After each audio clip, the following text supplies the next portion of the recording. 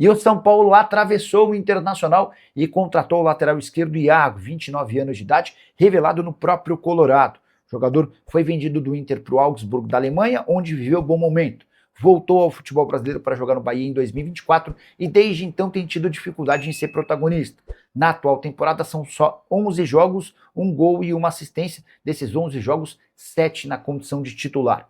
O Iago estava fora dos planos do Bahia e tinha negociações avançadas com o Inter. Inclusive, Colorado já havia emitido uma passagem que faria com que o Iago chegasse a Porto Alegre na madrugada dessa quarta-feira. Só que o São Paulo atravessou o negócio, o Iago preferiu jogar no tricolor em vez do Colorado e se acertou. Ele é aguardado nessa quarta-feira para a realização de exames médicos e assinatura do contrato de empréstimo sem custo até dezembro. Não há opção nem obrigação de compra do São Paulo. O tricolor não paga nada além dos salários do atleta até dezembro. Quinto reforço do São Paulo nessa janela de transferências, o primeiro lateral esquerdo em questão. E assim como o Domingos Duarte, o Iago vai precisar esperar que o São Paulo pague um transferban de 6 milhões e 100 mil reais a Lazio pela compra do Marcos Antônio, uma das parcelas da compra, para que o Domingos Duarte e para que o Iago sejam registrados como reforços. Enquanto não houver esse pagamento, tanto o Domingos Duarte quanto o Iago terão de aguardar. Só para completar de vez, registrar que Juan, ex-atacante do São Paulo, você vai lembrar dele, vendido inicialmente para o Southampton, depois com passagem pelo Gostep, acaba de se mudar para o CSKA da Rússia, operação de 90 milhões de reais. O São Paulo não vai receber a mais-valia, porque já houve um outro negócio do Southampton para o Gostep, mas ainda assim o São Paulo fica com 1,3% pelo mecanismo de solidariedade, vai ficar com pouco mais de 1 milhão de reais dessa operação de 90 milhões de reais. Muito louco, né? Jogadores saem do São Paulo valendo bem pouco, se valorizam no futebol europeu e até o Juan, que pouca gente dava importância, rendeu 90 milhões de reais nessa operação do Gostep para o CSKA da Rússia. E você, o que pensa sobre tudo o que eu contei no vídeo? Use o espaço para comentário para opinar. E você, o que pensa sobre tudo o que eu contei no vídeo? Use o espaço para comentário para opinar. Vai deixando seu like aqui, vamos subir esse número. Ô Hernan, agora uma informação, já que a gente estava falando sobre o tricolor do Morumbis aqui, vamos falar um pouquinho mais sobre permanências. Ontem você trouxe aqui no site da ESPN Brasil a permanência do Caleri, que confesso que me pareceu uma reviravolta. Se quando a situação dele era tratada como no sentido, não está chegando a um acordo, as conversas não estão avançando tão positivamente como o São Paulo esperava, parece que deu uma reviravolta agora e a renovação está bem encaminhada, é isso, Hernan? Eu não vou dizer reviravolta, eu vi muita gente escrevendo reviravolta, mas eu não sei se eu trataria isso como uma reviravolta. Por quê? Porque, assim, a gente vinha falando aqui no Fala Fonte, todos os dias, quando a gente tocava nesse assunto do Caleri. O Caleri vai esgotar todas as possibilidades com o São Paulo antes de partir para qualquer pré-contrato ou partir para ouvir qualquer clube. E tinha clube da MLS de olho nele, tinha clube do México. Então, assim, as propostas ou o interesse iam chegando, é muito mais por staff ter aquilo como condição de renovação e faz parte do jogo, do que propriamente algo do tipo assim, olha, tem uma proposta do Orlando City e o Caleri e o Jonathan querem ir embora. O que fez o Alan Franco? Alan Franco tinha uma proposta do Tigres do México e foi embora. Queria ir, pediu para ir embora. O Enzo Dias quer ser negociado. O Jonathan Caleri em nenhum momento virou e falou assim, olha, eu não vou embora, eu não quero renovar, eu quero ouvir propostas. Em nenhum momento. O que teve de discordância ali na hora de negociar é que assim, o Jonathan Caleri com seus representantes pediram uma valorização salarial dentro daquilo que ele é, como jogador, como construção de carreira, como construção de imagem, o capitão do time, o cara que fala no vestiário, o cara que fala a verdade olho no olho nos caras quando o negócio não tá legal. Então assim, é um pacote Caleri que hoje é para além dos gols, para além do jogador dentro de campo. Voltou a fazer gol e gol importante contra o Flamengo. Né? Ele vinha numa secura, começou o ano muito bem. Então, assim, o São Paulo, com essa dificuldade financeira, apresentou uma contraproposta que foi muito abaixo. Então, precisava o quê para esse negócio andar? O Caleri cedeu um pouquinho, o São Paulo cedeu um pouquinho, no caso, aumentar um pouquinho.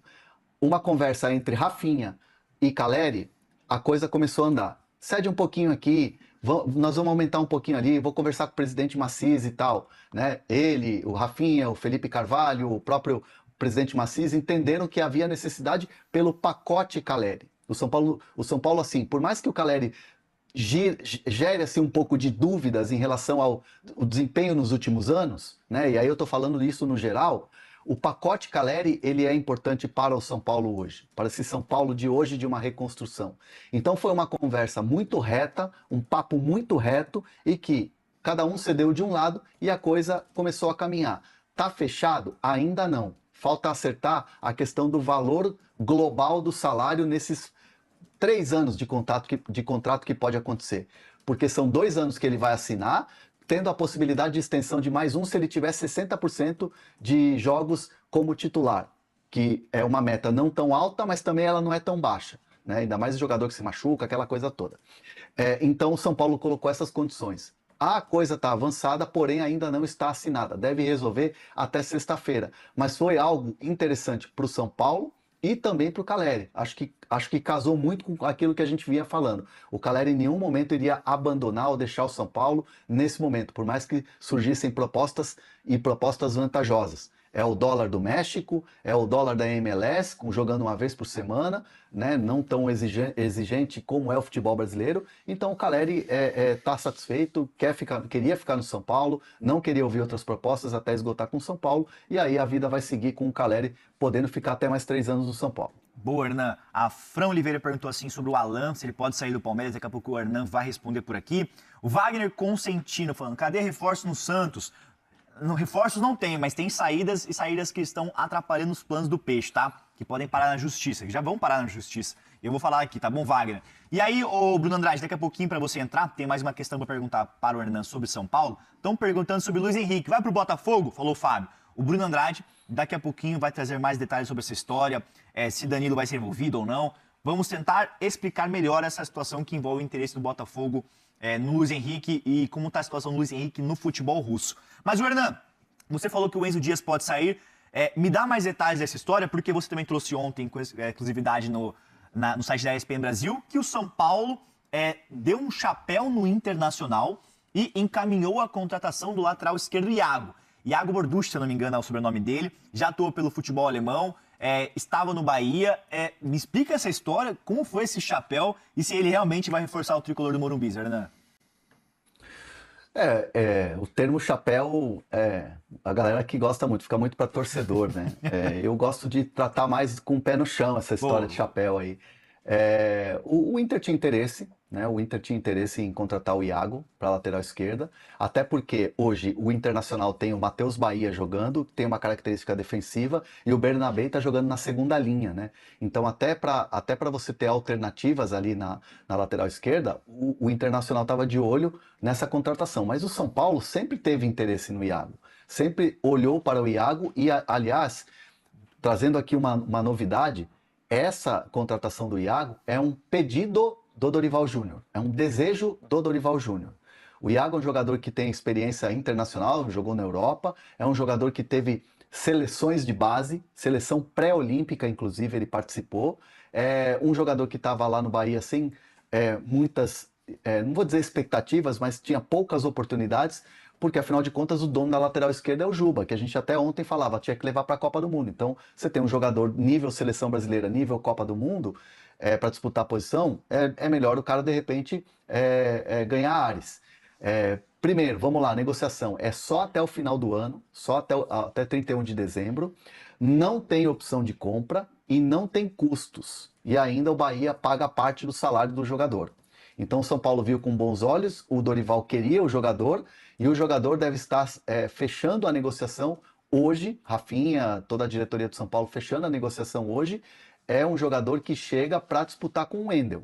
O Wendel hoje é o titular porque o Enzo Dias tem o desejo de sair. Já alegou problemas pessoais, depois o próprio Dorival não relacionou por questões ali técnicas, né, da decisão da comissão técnica, e é um jogador que tem a intenção de sair. Então o São Paulo vai trabalhar com o Enzo Dias e com os empresários essas propostas que devem chegar na janela para o Enzo Dias sair. E aí, enquanto isso, o jogador volta, o jogador vem, no caso o Iago. E aí fala assim, se não der certo o Enzo Dias, como é que fica? Uma informação de bastidor, o Dorival tem falado para a diretoria do São Paulo que quer pelo menos 3 jogadores por posição. 3 jogadores por posição. Então ele teria 3 laterais do lado esquerdo. Pode parecer muito e tal, mas é um desejo do treinador. Então essa é uma situação em que o São Paulo se vê muito tranquilo por fazer um contrato curto, custo zero e tal, sem opção de compra, com parte do salário ali pago pelo Bahia. Perfeito, André Hernan.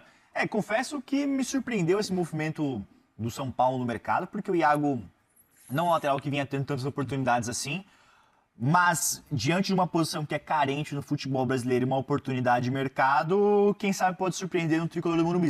E a gente se fala de um jogador com um custo baixo, né, Hernan? Jogador que está saindo, jogador que está saindo do São Paulo é o Paulinho. Opa, isso é uma novidade. O Paulinho está saindo para o Botafogo de Ribeirão Preto. Existe um dos donos ali da SAF, né, um dos gestores da SAF ali do Botafogo é o Adalberto Batista, que foi dirigente do São Paulo, né, um tempo atrás, na gestão Leco, se eu não me engano. É um cara que trabalhou muito na diretoria, transita muito bem nos bastidores do São Paulo. E aí, num primeiro momento, isso até o meu parceiro Gabriel Sá, que publicou que num primeiro momento seria um empréstimo e tal. Conversei com algumas pessoas do São Paulo que me disseram que o modelo de negócio é diferente. Ele vai ser cedido em definitivo para o Botafogo, hein? É um negócio que está sendo feito. Mas quanto vai custar? Num primeiro momento, 0 para o São Paulo. São Paulo fica com 40% do jogador.